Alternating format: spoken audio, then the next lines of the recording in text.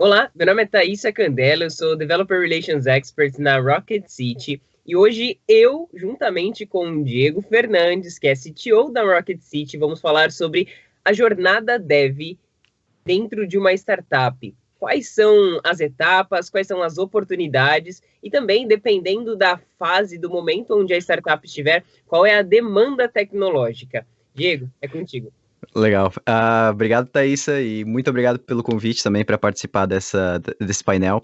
E para quem não me conhece, meu nome é Diego Fernandes, eu sou CTO aqui na Rocket City e eu gosto muito de compartilhar conteúdo dessa parte de startup e da jornada do desenvolvedor ou da desenvolvedora dentro da startup, porque eu sofri com isso, né, num bom sentido, eu passei por esse tipo de situação de várias formas diferentes. Eu já fui o primeiro dev de uma startup, o primeiro contratado, eu já fundei a minha startup como dev, eu já participei de vários processos e eu aprendi muita coisa com isso, né? Então, a gente vai conversar sobre muita coisa legal, a gente preparou, eu e a Thaisa preparamos vários tópicos que a gente vai listar e são vários tópicos que me empolgam muito para falar. E o primeiro deles não poderia ser diferente, eu acho que tem que começar com esse assunto, que é o tempo certo para iniciar a codar, né? O tempo certo para a gente começar a colocar a mão na massa.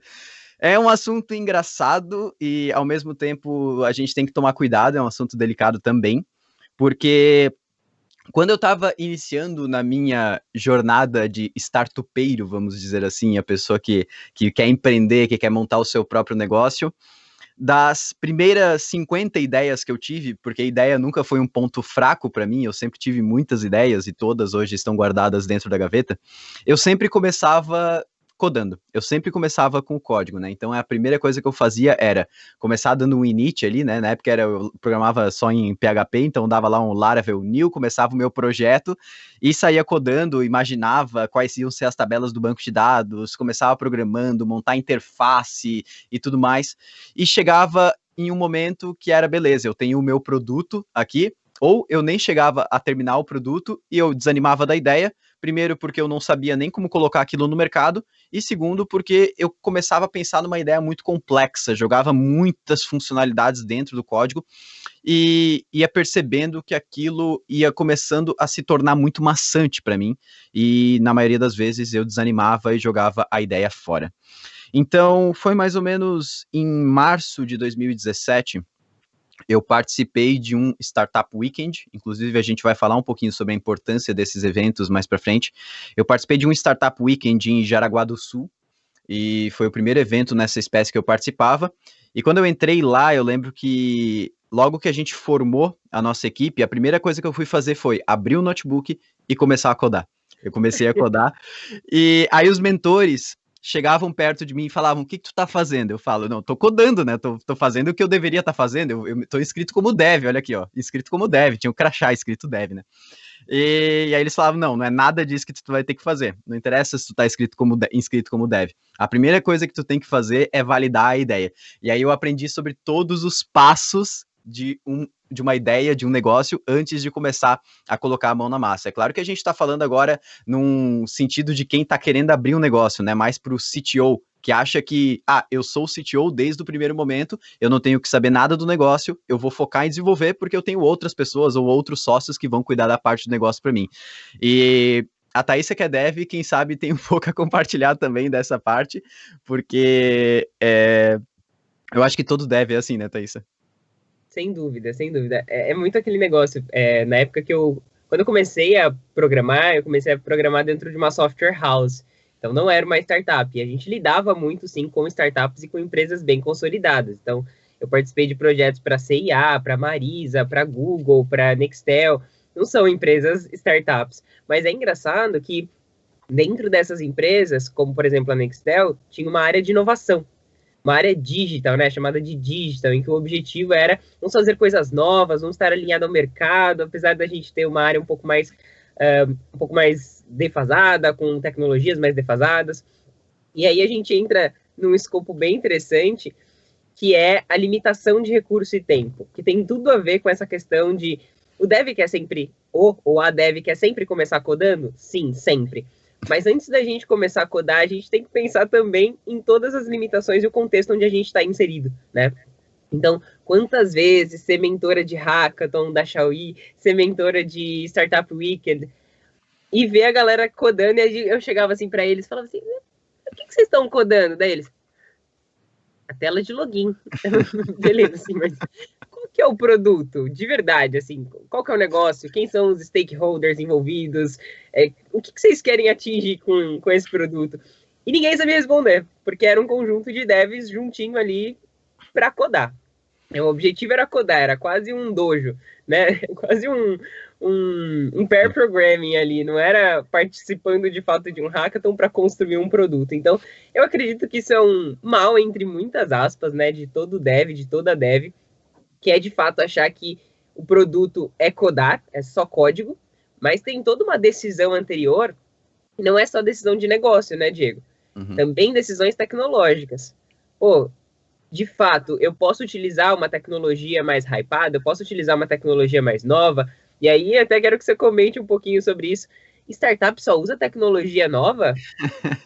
É legal que a gente estava até brincando com isso ontem, né? Porque hoje eu acho que toda startup, se não começar na stack falando que usa inteligência artificial, machine learning, blockchain, banco de dados não relacional e não sei o que, eu acho que as startups nessa parte tecnológica, pelo menos algumas que eu vejo, elas querem ser muito cool, assim, né? Muito legal e muito estiloso e não sei o quê. Mas na maioria das vezes, chega lá dentro, no dia a dia real, a pessoa tá lá usando o WordPress da vida por trás para conseguir resolver os seus problemas e no mundo real é muito isso, né? Naquela questão de limite de recursos e tempo que tu falou, eu acho que uma coisa muito interessante a se falar é que quando a gente inicia um negócio, na maioria das vezes a gente acha que está iniciando a ideia revolucionária, né? A ideia do ano, que não tem mais ninguém trabalhando naquilo e qualquer coisa assim. Mas a gente tem que entender que startup ela sempre nasce para resolver um problema, e o problema ele já é sempre resolvido de alguma forma. Não existe nenhum problema hoje no mundo que ele já não é resolvido de alguma forma. E esse problema existindo, com certeza existem milhares de pessoas no mundo inteiro desenvolvendo alguma solução parecida para aquele problema. Então, sempre que a gente acha que está desenvolvendo algo revolucionário, não tá. Tem várias outras 1.000, 2.000, 5.000, 10.000 pessoas fazendo a mesma coisa, pode ter certeza. E aí tem aquela coisa do timing, né? Por isso que é tão importante a gente entender que não adianta a gente sair programando e criando a melhor solução com as tecnologias mais hypadas que vai fazer o nosso time levar 50 vezes mais tempo para resolver o mesmo problema só para ficar mais bonito, com testes automatizados e tudo muito bonito, sendo que vai vir uma outra empresa que pode passar por cima da gente e acabou-se startup, e aí não tem mais nada. Então a questão do timing é muito importante. Mas isso aí que tu falou das tecnologias é algo que aqui, quando a gente estava fundando a Rocket, foi algo bem legal, assim, porque a gente iniciou a Rocket o foco da Rocket no começo era ensinar programadores a empreenderem. E no começo, a gente tinha no leque de coisas que a gente ensinava para o programador empreender, a gente queria ensinar para ele uma stack de tecnologias, um conjunto de tecnologias que ia fazer ele conseguir tirar a ideia dele do papel o mais rápido possível. Ou seja, a gente ensinava a mesma tecnologia para resolver front-end, back-end, mobile. Isso depois avançou para hoje a gente para praticamente falar só de programação, né? E na época eu desenvolvi a primeira plataforma da Rocket City onde os alunos podiam ver as aulas em 4 horas utilizando PHP e Laravel, que era o que eu já tinha domínio. Apesar de eu estar ensinando outras tecnologias, eu tinha 7 anos de estrada, 7 anos de carga nas minhas costas, programando em PHP, ou seja, em 3 ou 4 horas eu consegui tirar a plataforma do 0 ao 100%, utilizando as tecnologias menos hypadas possíveis na época, só que resolviam um problema. Então, eu consegui muito rapidamente colocar a primeira versão da nossa plataforma no ar. E isso não era o MVP ainda, a gente pode falar um pouco sobre o MVP, mas ainda não era o MVP, isso já era uma versão depois, né?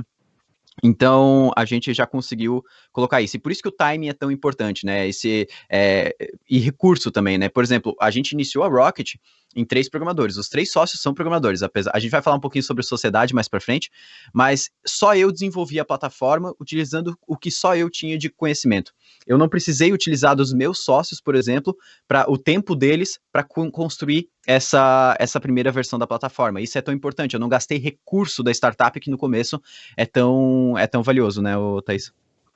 Sim, isso que você falou me fez lembrar de algumas outras coisas, né? Quando a gente fala de startup, a gente tem vários níveis de startup, né? Quando eu trabalhei no iFood, por exemplo, ela tinha 1.600 funcionários. Tem gente que não considera isso mais startup, mas tem gente que considera porque a cultura é uma cultura de startup, porque nasceu como startup, por exemplo, né?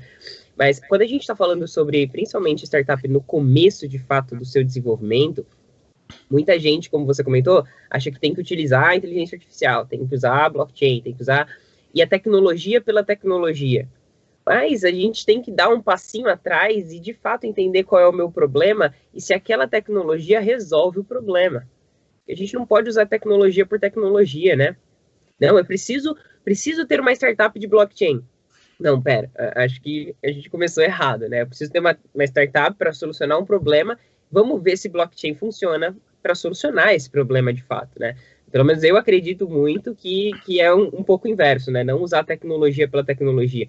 E logo no começo a gente tem tempo e recurso escasso. Por isso que Hackathon e Startup Weekend conseguem dar um pouquinho ali da sensação de uma realidade que existe dentro da startup logo no começo, que é justamente limitação de tempo e limitação de recurso. E aí a gente tem que usar uma palavrinha super preciosa que se chama prioridade. O que é prioridade?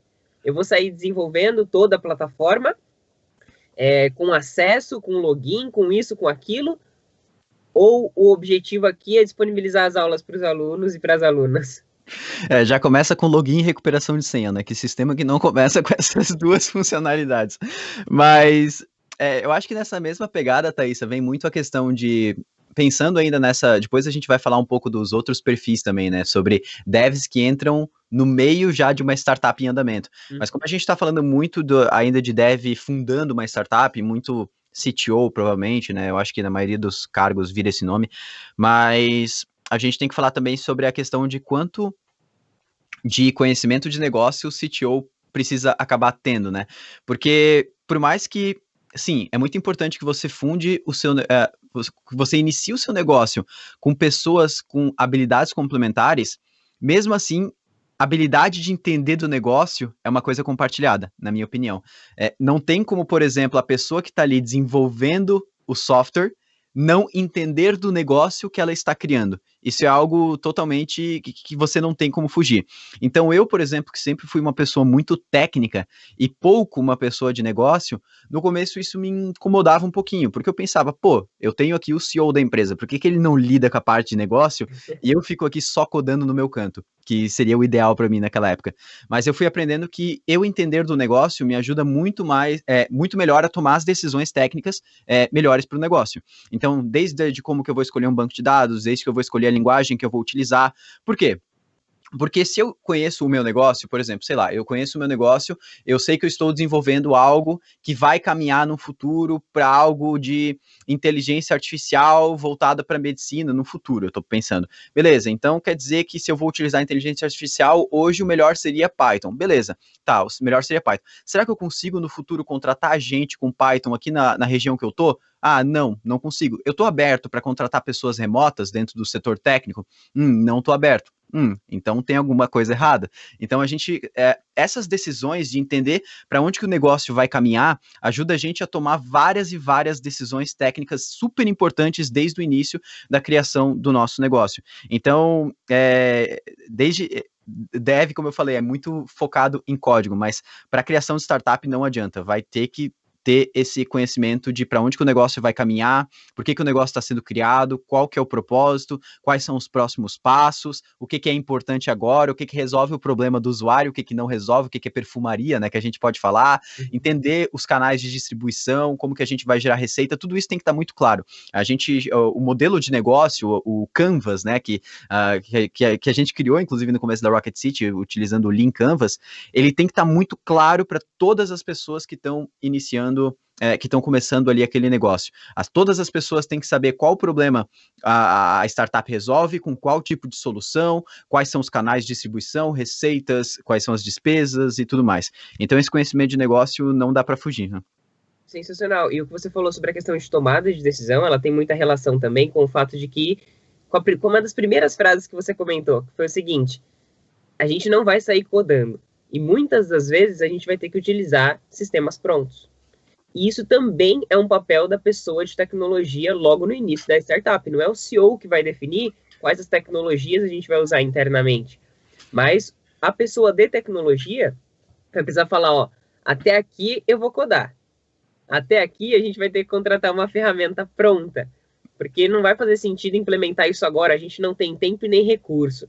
Então, de verdade, pessoal, essas palavrinhas, tempo e recurso, elas precisam estar muito claras em relação ao quanto tempo a gente tem, para a gente não perder o timing. Estão conectando várias coisas aqui que o Diego falou, né? E recurso, de fato, recurso é recurso de dinheiro. O quanto a gente tem, de fato, ali sendo provido de dinheiro. Ah, mas a gente tem um monte de dinheiro. Beleza, a gente vai gastar tudo com isso aqui? Com essa tecnologia, né? A gente vai gastar exatamente nesse local? A gente precisa, de fato, balancear, né? O quanto a gente vai investir aqui nessa tecnologia e não no marketing, por exemplo, para ganhar uma atração. Então, tudo isso tem que estar muito claro. Sim, e assim, para quem tá começando, geralmente não tem muito dinheiro, né? E se tem, na minha opinião, não deveria ter. Eu acho que no começo, principalmente, assim, bem no início mesmo, o dinheiro ele pode acabar fazendo a gente tomar decisões erradas. E, nossa, a tua fala foi muito boa nessa questão de escolha de tecnologias, pagar às vezes para uma outra tecnologia, um sistema pronto resolver o problema, do que criar do zero.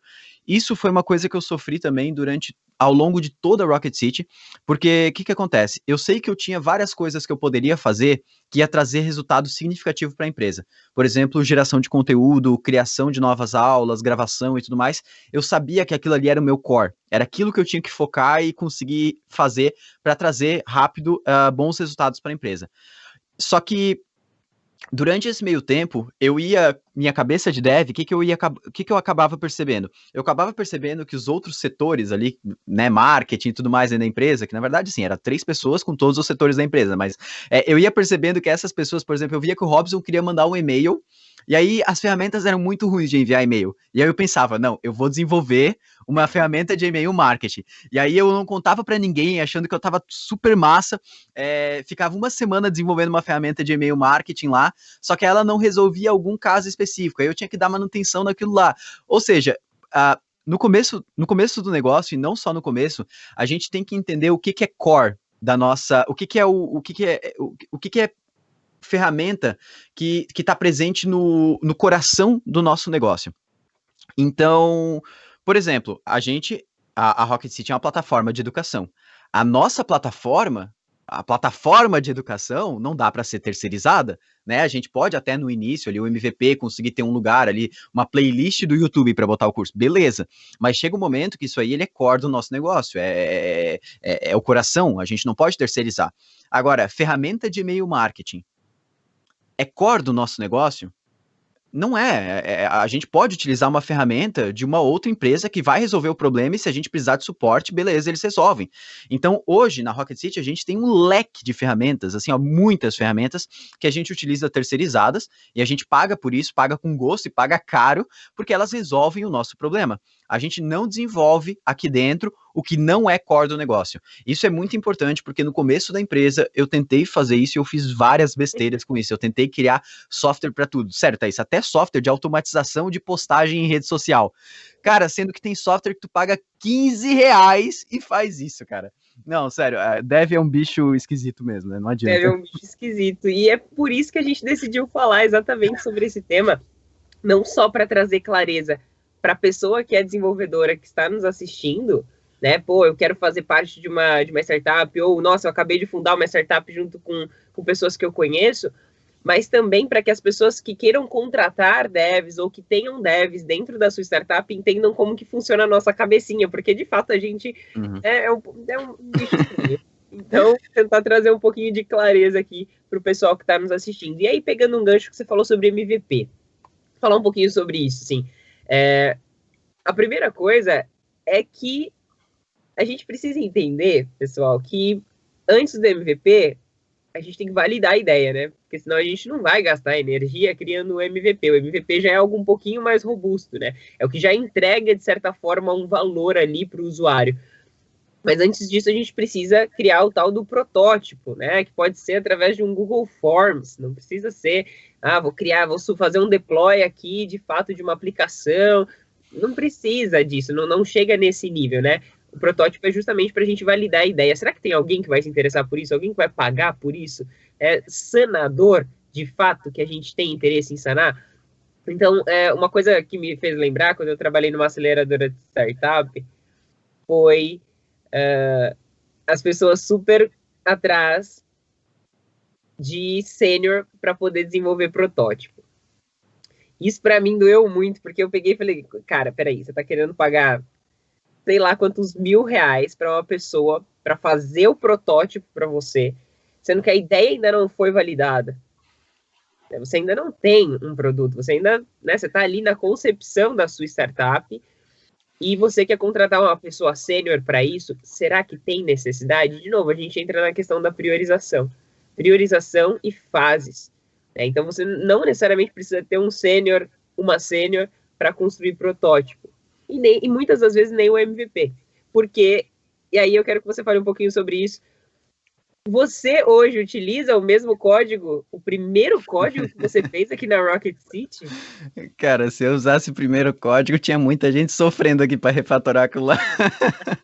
Porque é engraçado, né? Porque as primeiras versões, por exemplo, essa primeira versão que eu falei que eu desenvolvi em PHP e depois a gente desenvolveu juntos mais umas 3, 4 versões, assim. E foi tudo jogado fora. Eu acho que isso é bom e faz parte. As primeiras versões, a gente já criava sabendo que a gente ia jogar fora. Porque, como tu falou na questão de protótipo e validação de ideia, esse processo de validação, né, a gente fala que a startup ela está em busca do product market fit, né, do fit com o mercado. Quando ele encontrar isso, o produto com o mercado, essa junção, é o ponto que a startup realmente começa a escalar. E até tu encontrar esse ponto de junção, tudo que tu cria, tudo que tu desenvolve é hipótese. Tu imagina que as pessoas vão se comportar daquela forma e que aquilo vai resolver um problema. Por isso a questão que volta desde lá do início, o quanto que a gente investe de recurso nisso. E recurso tem a questão de tempo, né? Imagina que a gente tenha ali começando a startup, eu vou começar já num cenário positivo, imagina que a gente tenha 2 programadores ou programadoras ali dentro, perfeito? É um cenário super positivo para uma startup que está começando. E aí vamos supor que a gente, tenha 100% do nosso tempo, que é a linha do tempo de desenvolvimento do software. E aí a gente gasta 20% com criação de diagramas para entender as entidades do sistema, os casos de uso do usuário, tudo mais. A gente gasta mais 20% aplicando design patterns, DDD, TDD, a gente vai aplicar os melhores patterns para começar o nosso software. E aí a gente utiliza outros 40% para desenvolver e outros 20% de Q&A e alguma coisa assim, sei lá, qualquer coisa assim. Esses 40% do tempo que a gente passou desenvolvendo, provavelmente são os que a gente vai gerar mais resultado. Diego, mas quer dizer então que a startup ela não deve se preocupar em nenhum momento com testes, com patterns, com banco de dados que escolhe? Não é isso. Mas no começo, as primeiras versões do software, a grande probabilidade é que tu jogue tudo fora.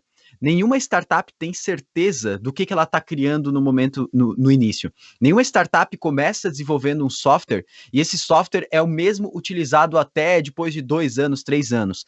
Não vão nessa, vocês vão jogar tudo fora e o desenvolvedor tem que gostar de jogar as coisas fora, porque aquilo serviu para um propósito e vai dar origem para a próxima versão do sistema que vai ser criada. Então, assim, isso acontece em vários casos. Tem até a startup de uns amigos meus que são de Joinville, e eles começaram criando uma startup, eles desenvolveram o mesmo software 1 ano e tal, validando a ideia, e o software estava super massa utilizando TDD. O que aconteceu? Uma outra empresa comprou eles jogaram o software inteiro fora e começaram a criar um outro do zero. Então não adianta, na maioria das vezes você vai jogar as primeiras versões do software fora, né? E por isso que a gente fala tanto sobre MVP. O MVP, o pessoal às vezes confunde MVP de começar colocando poucas features dentro do software, mas não é. Você tem que colocar a feature que resolve o problema do usuário desde o começo.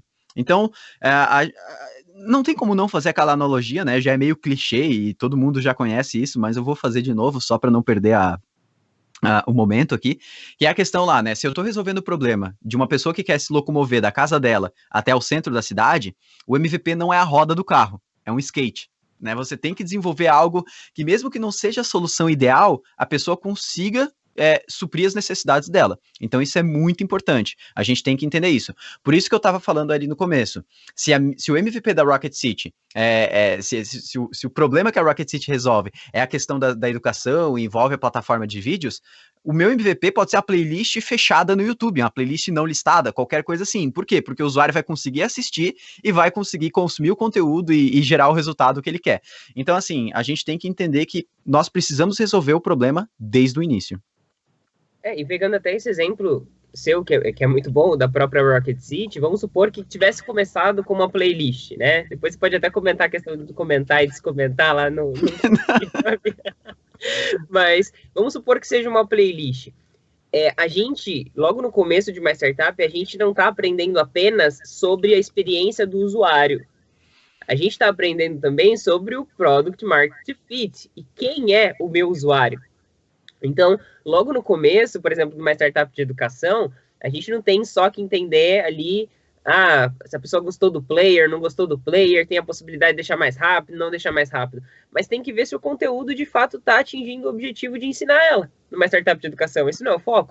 Exatamente. É que a pessoa, de fato, entenda o conteúdo, talvez muito mais trabalho em relação à roteirização do conteúdo, à didática do conteúdo, a metodologia por trás vai ser mais prático, vai ser mais teórico.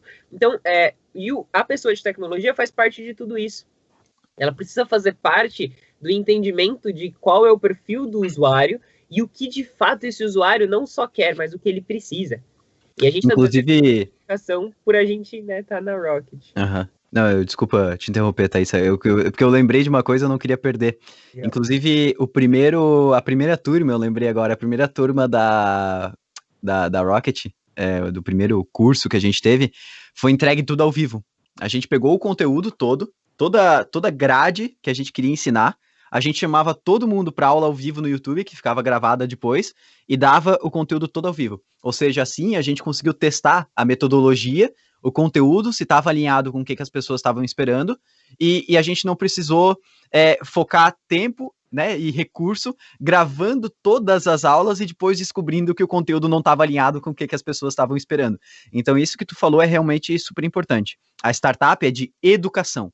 Então o MVP ele tem que educar desde o primeiro momento. Ele tem que cumprir o propósito dele, né? Legal. E a gente tem que saber que, de novo, a gente está falando desde o princípio, né? Em nenhum momento a gente está dizendo aqui que não é para se preocupar com a qualidade do software, pelo amor de Deus. É só questão de prioridade. Qual é o momento que a startup está vivendo? E aí isso é uma dica também para quem, como o Diego falou, saiu de uma corporação e vai trabalhar numa startup. E aí percebe que tem um caos ali, né? A gente tem que gerir o caos, na verdade, né? Não é para arrumar o caos, é para gerir esse caos. Na tecnologia funciona assim também. Então pode ser que a gente tenha partes da tecnologia ali com uma linguagem diferente, porque tem pessoas com backgrounds diferentes e tudo mais. Beleza, só que vai ter que chegar um momento onde a gente vai parar de jogar nossa aplicação fora e a gente vai começar a refatorar, certo? Então vai ter um momento onde a gente vai olhar e falar assim, beleza, a gente entendeu marromeno, né, porque tudo é hipótese, como o Diego falou, não tem certo e errado, né, a gente vai aprendendo ao longo do caminho ali, com feedback, etc., vai iterando, vai chegar um momento onde a gente vai falar, beleza, eu não vou jogar mais essa aplicação fora, agora eu vou começar a refatorar ela. E uma das coisas super importantes dentro dessa refatoração é não só apenas não se apegar ao seu código, mas não se apegar à tecnologia. Tecnologia é solução, é ferramenta. Então, algumas das vezes, pode ser que a gente precise optar por uma tecnologia que a gente vai ter uma menor curva de aprendizado, porque o time que a gente contratou tem mais proficiência naquela tecnologia, como o Tiago falou. Ele começou com PHP, mas ele não continuou com PHP, certo? Então, a escolha da tecnologia, ela tem que ser uma escolha muito sábia, vamos dizer assim.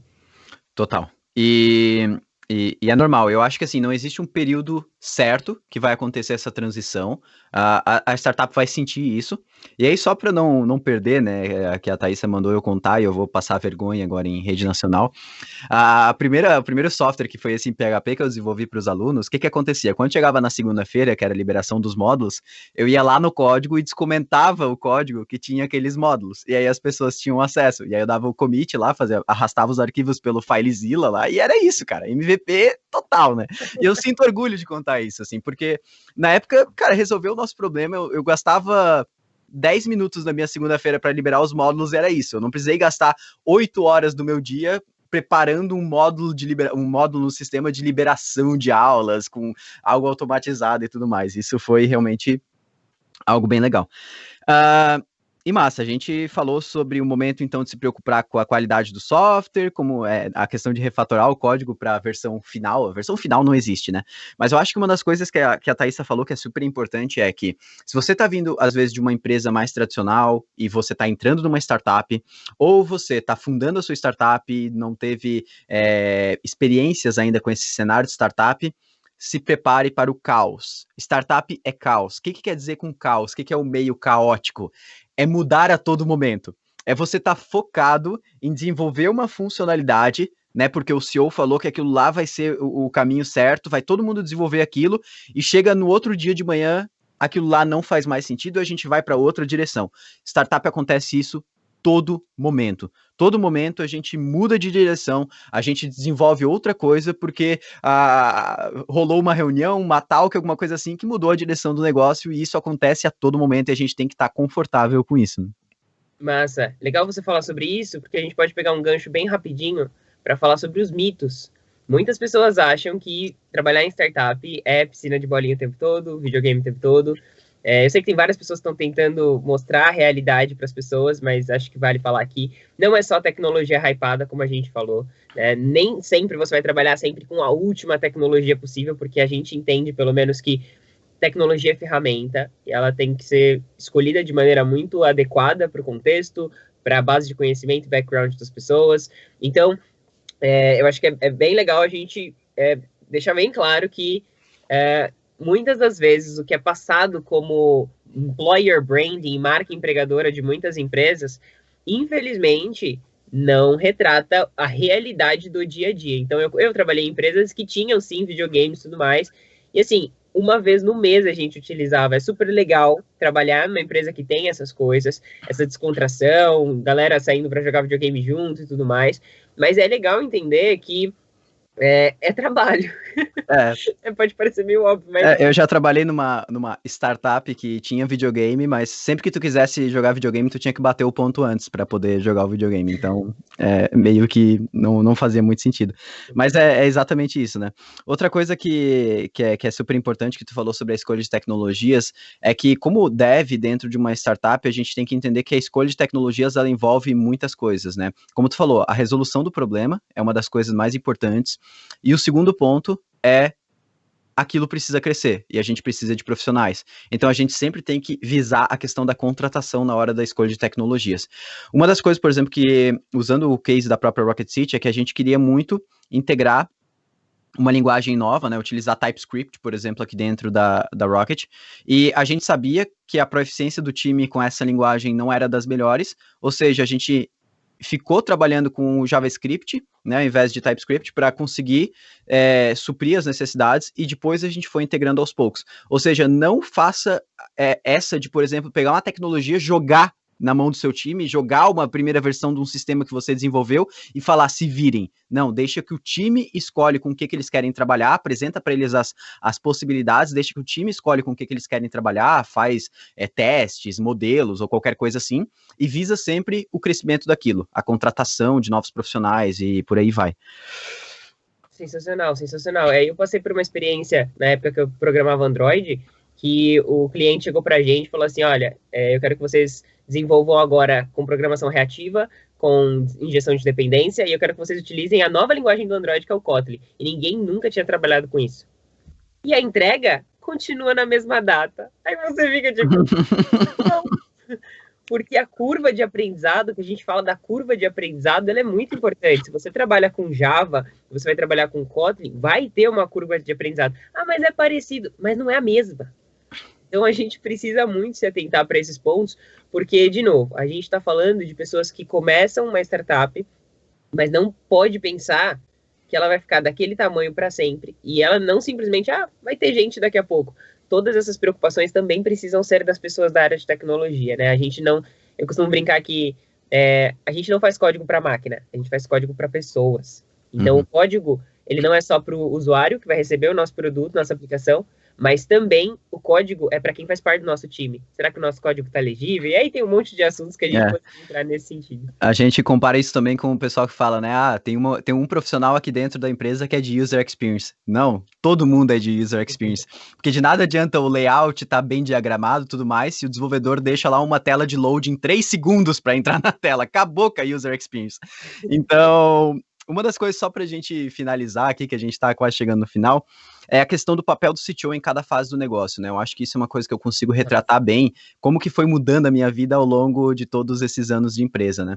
E no começo, eu desenvolvia tudo, eu era o desenvolvedor. Então, o CTO como desenvolvedor, eu criava as coisas, eu transformava as ideias do CEO, do COO, das outras pessoas que estavam ali no negócio, em solução. Então, eu aplicava aquilo, claro, no dia a dia, codando. Então... No começo é muito isso, você tem que fazer. Conforme o seu time vai crescendo e você vai contratando mais profissionais, qual que é o papel do CTO? Primeiro, repassar tudo que você sabe para as pessoas que estão entrando no time. Tudo que você sabe sobre o sistema, sobre tecnologia, tentar fazer o máximo de compartilhamento de conteúdo possível. Extrai a tua cabeça toda, bota num zip, sei lá, e passa para as próximas pessoas que estão entrando. Primeiro vai ser uma pessoa, depois outra, e por aí vai. Então, a primeira coisa que você tem que fazer é isso. E depois, quando você já tiver um time de desenvolvimento, o papel muito do CTO é guiar o time nas decisões técnicas. O time tem que contar contigo para chegar, olha só, a gente pensou em utilizar isso ou isso de ferramenta, pensou em utilizar essa estratégia, você tem que conseguir guiar o time. E para conseguir guiar, um dos papéis do CTO é manter o conhecimento técnico atualizado sempre. CTO não é uma pessoa que chega em um momento, ela descarta tudo tecnicamente e vai cuidar só de negócio. Quem faz isso é CEO, quem faz isso é COO, quem faz isso são outros cargos. CTO é um cargo técnico, então precisa continuar com conhecimento técnico alinhado. Por isso, ler muito, estudar muito, continuar vendo cases de outras empresas e tudo mais, isso é extremamente importante. E outra coisa, só para finalizar minha fala, eu passo para a Thaisa para ela finalizar aí a palestra, CTO não pode ter o luxo de ser uma pessoa especialista em uma coisa só.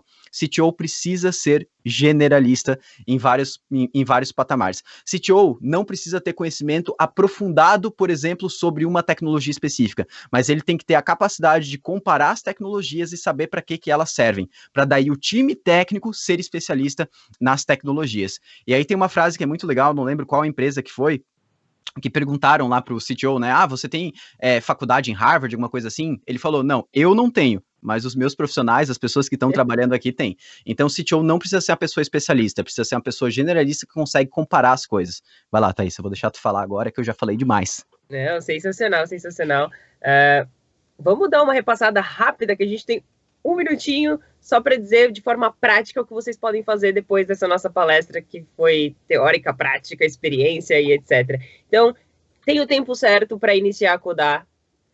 Tem que entender que tem limite de recurso e tempo, e muitas das vezes a gente vai ter que escolher tecnologias prontas, que não sejam, às vezes, core do nosso negócio. É necessário conhecimento de negócio, mesmo sendo dev. Perfis complementares, então se você é dev e você quer abrir uma startup, você precisa de pessoas que saibam o que você não sabe, o que você não manja, ok? Perfis complementares, skills complementares e opiniões diferentes também são super relevantes. Os mitos do trabalho do dev na startup não é só ficar jogando videogame, tecnologias hypadas. Tudo que se cria são hipóteses. Importante separar momento de protótipo e MVP. Há um momento para se preocupar com a qualidade do software, porque muitas das vezes você vai matar várias vezes até chegar num ponto de poder olhar e falar, ok, agora a gente vai refatorar, né? Agora a gente vai colocar tudo que é necessário para a qualidade em si. Tecnologia, como pilar do negócio, é importante não terceirizar o que é core, beleza? A escolha da tecnologia tem que ter muita relação, já pensando na contratação e no conhecimento da região e da estrutura que a sua empresa tem. E o papel do CTO, um papel generalista de uma pessoa que continua se mantendo tecnicamente conhecedor das manjarias. Acho que é isso. Fechou, galera. Eu acho que é isso. Obrigado quem assistiu o painel e o bate-papo foi super massa. Eu fico muito feliz de compartilhar esse espaço com a Thaísa e com vocês. Agradeço pelo convite, pessoal. Até a próxima.